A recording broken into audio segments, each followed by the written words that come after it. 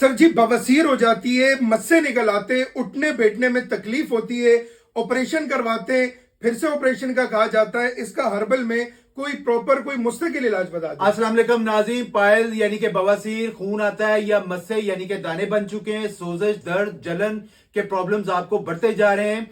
खास तौर पर वो हजरात जो ऑपरेशन करवाने जा रहे हैं या ऑपरेशन करवा चुके हैं मगर उसके बावजूद भी उनको ब्लीडिंग हो रही है और उनको दर्द हो रहा है, उठने बैठने में तकलीफ होती है, तो इस हर्बल नुस्खे को इस्तेमाल करें। इंशाल्लाह ताला बवासीर बादी हो या खूनी हो, जितने भी मसाइल हैं वो अल्लाह पाक के फजलो करम से जड़ से खत्म हो जाएंगे।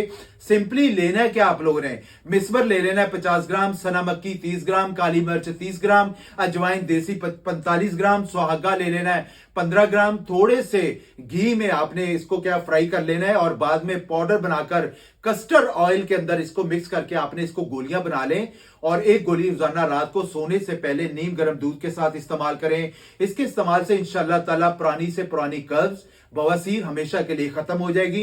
यहां तक के मस्से बन गए वो भी खत्म हो जाएंगे। और अगर आपके मस्से बन चुके हैं तो हल्दी को तेल में गर्म करके मस्सों पर रोजाना 2 से 4 मिनट तक रगड़े। आहिस्ता आहिस्ता आपके मस्से श्रिंक होना शुरू हो जाएंगे।